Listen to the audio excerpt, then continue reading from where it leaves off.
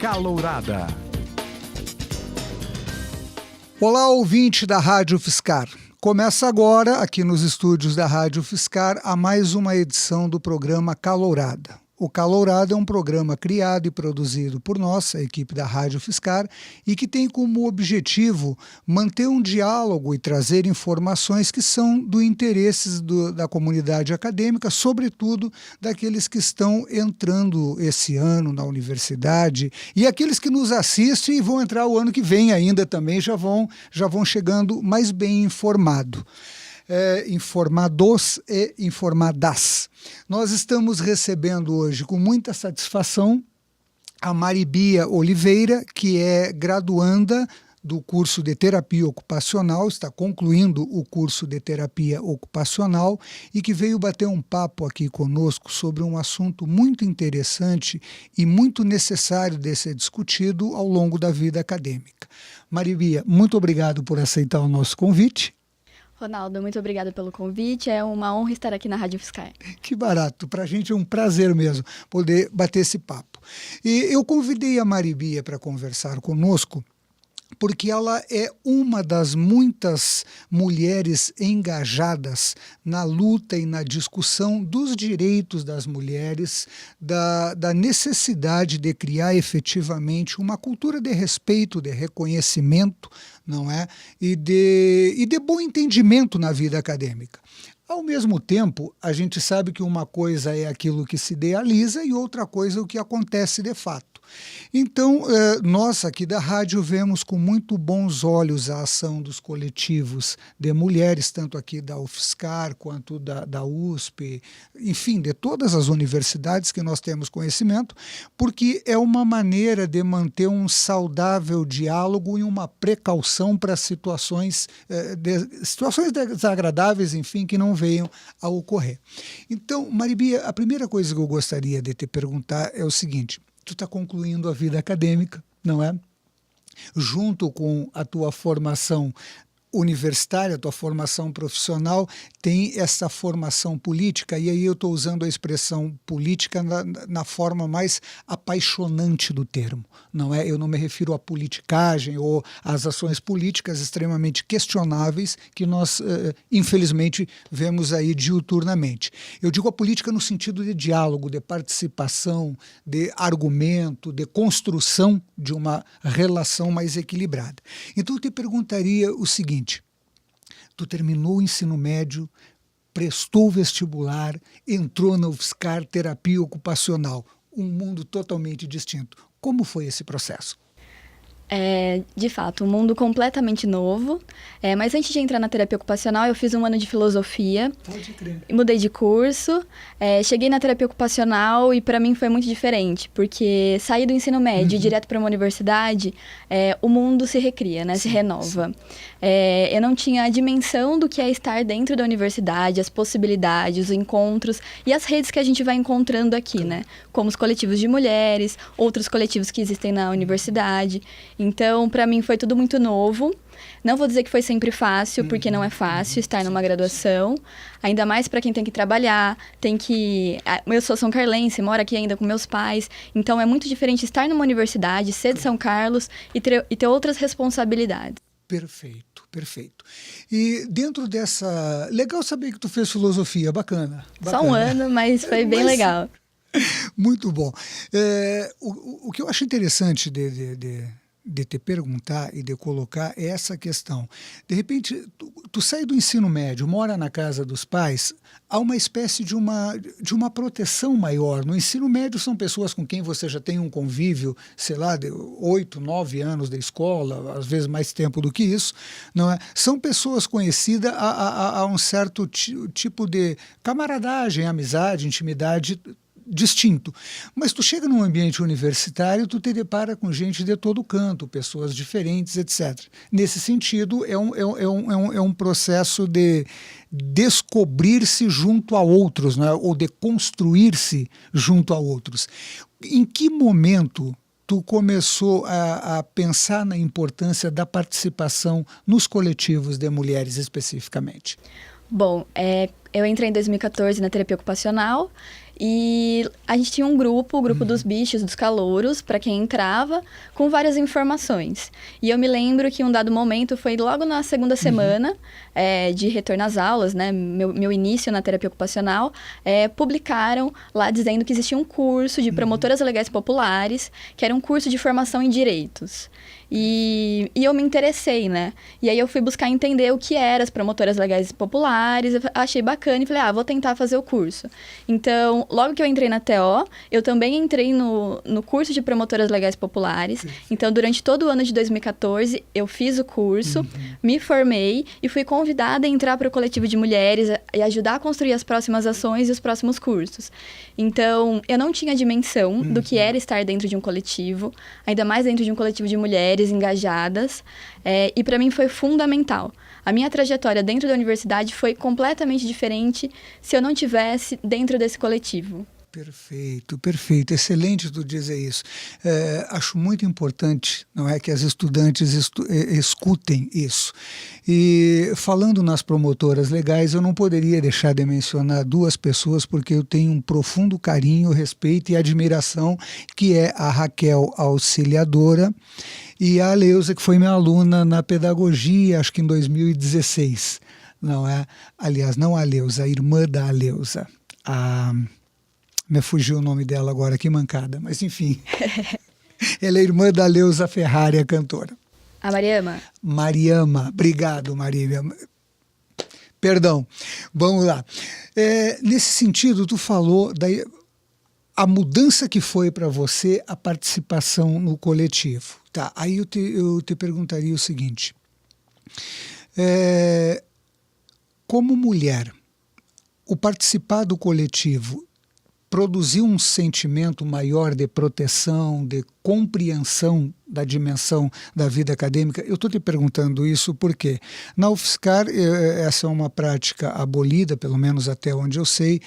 Outras universidades tiveram problema com isso, mas era sempre uma questão complicada as festas da calourada, não é? Muitos veteranos e, sobretudo, as mulheres eram colocadas numa situação bastante desconfortável.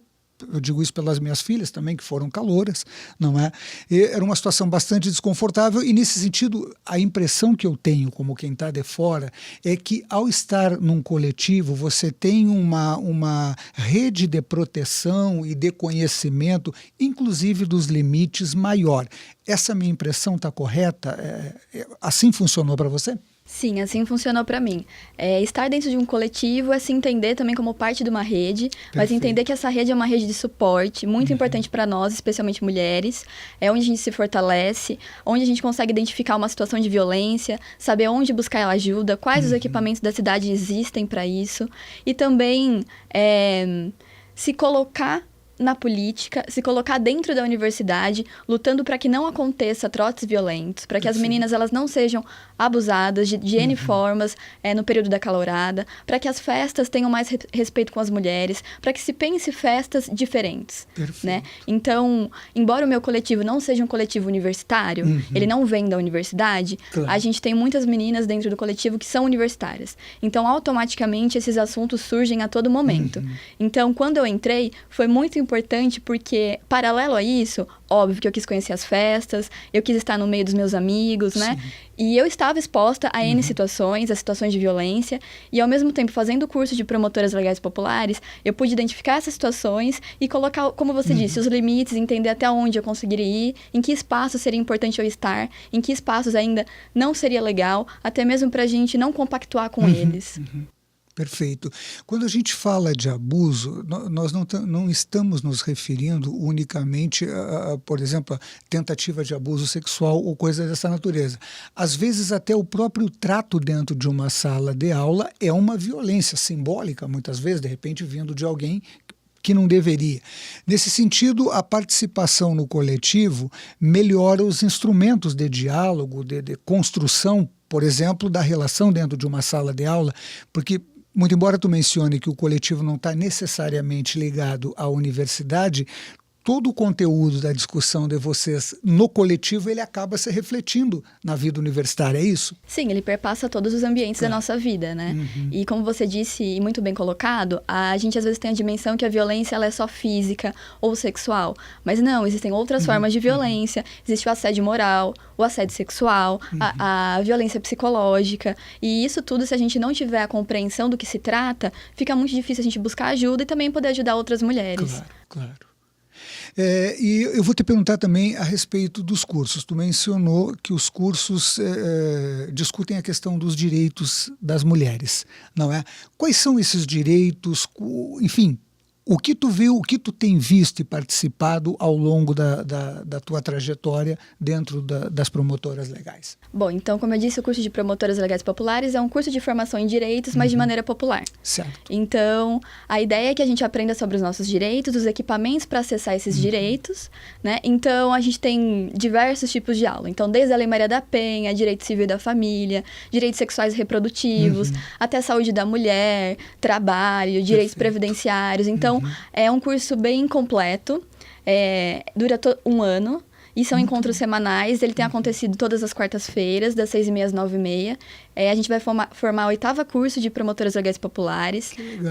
É muito bom para a gente falar disso, é um orgulho imenso, porque é uma luta fazer esse curso acontecer, porque ele é autônomo, a gente não recebe para estar lá todos os dias, os professores são convidados, são parceiros nossos que acreditam na nossa luta, acreditam que as mulheres precisam de um mundo livre da violência, construir um mundo com diálogo, com afeto, e é isso que a gente preza no coletivo de PLPs. Perfeito. E deixa eu te perguntar uma coisa, nós estamos falando em coletivos feministas, não é coletivos de mulheres, mas tem também homens dentro da universidade, não é, que se identificam com a causa, é mais ou menos aquela questão do falar com, não é, discutir junto com, ser um suporte à discussão, etc. Nesse sentido, aí eu não estou te perguntando especificamente a questão das promotoras, mas o que tu tem conhecimento pela tua trajetória acadêmica e a tua vivência, e mesmo a tua área, terapia ocupacional, não é? E rapazes, homens, jovens, meninos, enfim, que queiram participar ou conhecer o movimento, porque tu está falando uma coisa interessante, a questão de ter respeito pelas mulheres, etc, etc. Mas a gente vem de uma sociedade que tem uma formação e, na verdade, o homem que se preocupa com isso, ele acaba encontrando os seus comportamentos machistas escondidos nas mínimas coisas. Eu encontro no meu, o meu filho encontra no dele, enfim. O fato dos homens poderem participar, suponho eu, que poderia ser uma contribuição para pensar outras formas de ser homem respeitando mulheres. Isso é uma suposição minha. Então eu te pergunto o seguinte, se os meninos quiserem conhecer, quiserem participar de alguma reunião, existe essa possibilidade? Como pode ser feito isso? Sim, eu acho que é importante a gente deixar claro que a participação dos homens é fundamental para a construção de um mundo mais justo. Não se faz luta sozinha.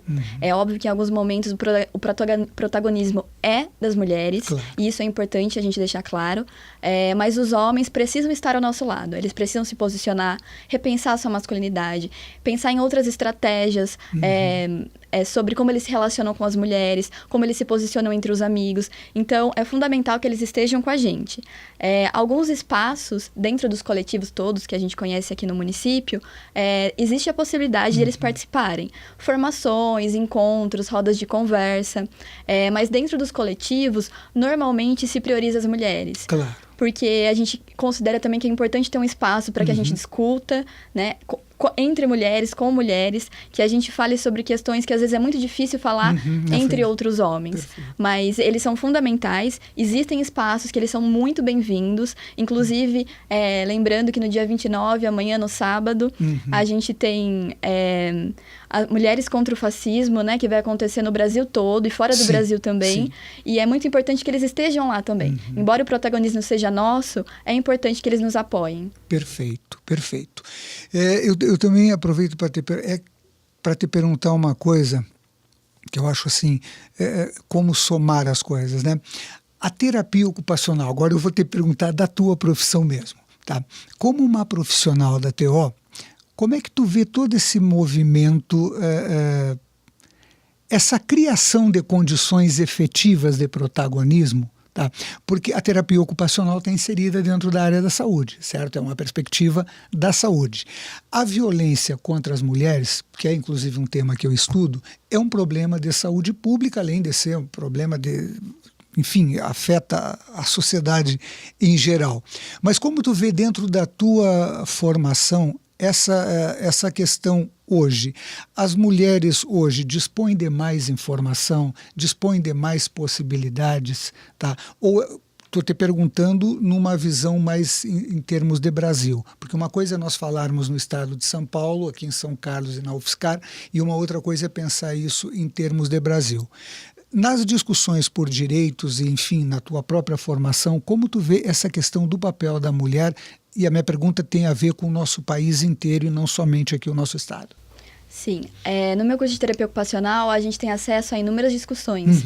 E enquanto profissional, e aí como você disse, a gente está inserido na área da saúde, mas hoje a gente acessa outros espaços, a gente tem como campo outros espaços que não só da saúde, então a gente está na assistência social também. Então, a gente discute muito a questão dos direitos. E na TO é muito, muito forte essa questão de defender o direito das pessoas, a cidadania, né, as liberdades todas. E numa perspectiva do Brasil, a gente tem mulheres muito engajadas, tanto na vida acadêmica ou não. E a gente vê isso através dos estudos que a gente tem lido, através das rodas de conversa que a universidade consegue ofertar para a gente, trazendo pessoas de outras regiões, com outras realidades. Então, a gente vê que não só protagonistas, mas à frente de todo o movimento, né? Mulheres fortes, mulheres que têm discutido em todos os âmbitos da sua vida a luta das mulheres, né? E colocando isso como ponto central da sua vida. Perfeito, perfeito. Eu aproveito e te peço uma coisa. Pensa no pessoal que está chegando agora para a universidade, tá? E pensa quando você chegou, o que você acha que deveria ter para eles que você achou falta no teu tempo? Lembrando que o nosso programa Calorada é para que os nossos calouros sejam muito bem recebidos dentro da universidade, não é? Mas não somente na questão de ganhar conhecimento, adquirir conhecimento, não é? Na questão mesmo de participação ativa da sua vida, da construção da sua história. O que você acha importante para eles? Eu acho que o primeiro ponto é participem dos coletivos que existem na universidade. Meninas, mulheres, participem de coletivos feministas, coletivos de mulheres. É muito importante você ter com quem contar, você ter uma rede de apoio, você saber sobre seus direitos e poder ajudar outras mulheres também a conhecer sobre seus direitos. Agora, de uma maneira geral, participem do centro acadêmico do seu curso, se mobilizem, estejam nas discussões do seu departamento, estejam nas rodas de conversa onde são decididas coisas sobre a universidade, sobre a nossa vida de estudante, porque tudo isso interfere na nossa condição para estar dentro de uma graduação. Nem sempre é fácil estar dentro de um curso. A gente sabe que muitas pessoas que estão acessando a universidade hoje têm jornada dupla, né? Vem estudar, depois tem que trabalhar e tudo mais. E se a gente não tiver uma rede fortalecida, uma rede que nos apoia, fica muito difícil a gente conseguir permanecer dentro da universidade. Então, acessem os coletivos, participem das decisões, tanto do seu departamento, né, que se refere aos seus cursos, mas também da universidade de uma maneira geral. É importante a gente saber o que está acontecendo dentro da UFSCar e também no mundo. Perfeito. Então, se eu pudesse deixar como sugestão, participem dos coletivos. Muito legal. Tu mencionou a Lei Maria da Penha, e no mês de março eu tive a oportunidade de entrevistá-la por telefone aqui na Rádio UFSCar, e ela me falou uma coisa que eu achei assim marcante. Ela disse assim: Ronaldo, são 10 anos da lei, mudou a lei, mas a gente ainda vê muita violência contra as mulheres. Nesse sentido, óbvio, a gente compreende que uma coisa é mudar a lei e outra coisa é mudar a cultura, não é? Se puder chamar a violência de cultura, enfim. Mas, nesse sentido, essa questão da existência de uma lei que tem uma qualidade muito significativa e é extremamente importante para o país, e ainda assim acontecerem inúmeros casos de violência. Agora eu te pergunto, como alguém profissional da área da saúde, como tu vê isso? Qual a tua percepção? Como profissional, como mulher? Por que continua a acontecer essas violências? Bom, primeiro que o Brasil é o país que mais tem leis e leis que não são aplicadas. E aí a gente tem N motivos. Desde recursos humanos para fazer com que essas leis de fato aconteçam. Por exemplo, a Lei Maria da Penha, ela fala sobre as medidas protetivas e que foi um avanço extremamente importante para o movimento de mulheres. Mas por outro lado, a gente não tem policiais o bastante para que estejam preparados para estar cumprindo a ronda da Lei Maria da Penha, para que verifiquem se a medida protetiva de fato está acontecendo. Então, a gente não tem recursos humanos preparados, que estejam formados em Lei Maria da Penha, que conheçam a lei para atuar nesse contexto. Uma outra questão é que a gente não pode se esquecer que a gente teve o Ministério das Mulheres extinto e que era fundamental para a gente porque tratava de questões muito específicas, questões importantes. E com isso também a gente teve um sucateamento muito grande da rede de apoio, da rede de serviço às mulheres em situação de violência.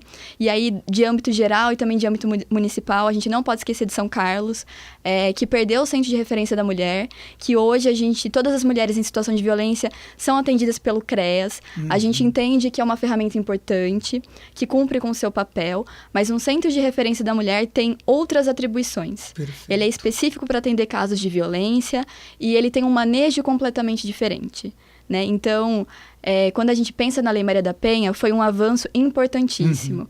Mas ainda falta a gente avançar na sua aplicabilidade. Perfeito. Fazer ela acontecer no dia a dia, fazer os profissionais, tanto do direito como outros profissionais, conhecerem a lei e saber como aplicá-la no seu dia a dia. Perfeito.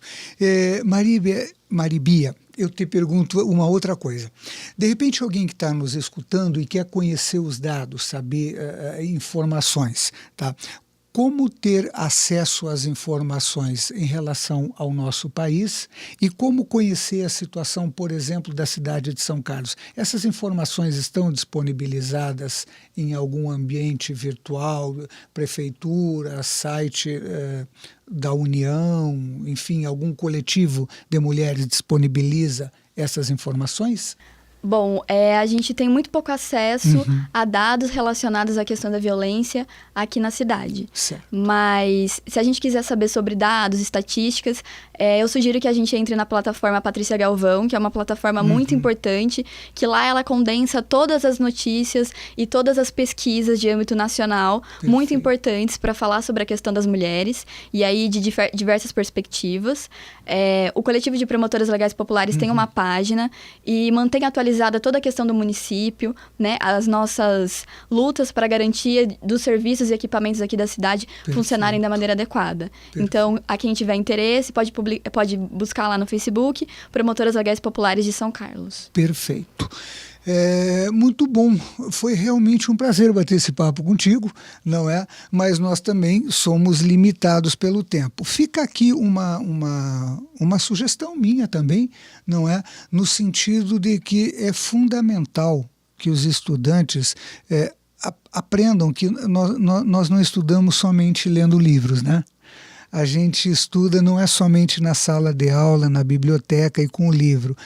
Nós estudamos também lendo o mundo, lendo as notícias, observando as pessoas, conhecendo o drama de outros que vivem uma condição às vezes muito diferente ou muito mais depauperada que a nossa. Porque esse processo formativo não é apenas a aquisição de uma profissão, é sobretudo a construção de uma humanidade. A função da educação é a construção de uma humanidade. E eu faço questão de salientar isso, pensando no que tu disse logo de saída, né? Você chegou na universidade a um outro mundo, um outro conjunto de redes, de relações e de experiências, etc. Então, sejam todas e todos muitíssimos bem-vindos, seja aqui na UFSCar, na USP, na Unesp, na Uniara, na Unicep, aonde você estiver, entrou na vida acadêmica, é o momento em que você se constrói, se humaniza de uma forma mais significativa para que essa formação, de alguma maneira, beneficie a outras pessoas. Acho que isso sintetiza o que é o processo de formação, além da aquisição de uma profissão. Maribia, foi mesmo uma satisfação conversar contigo, não é? Um prazer a todas e todos que nos acompanham. Eu encerro agora essa edição do programa Calourada.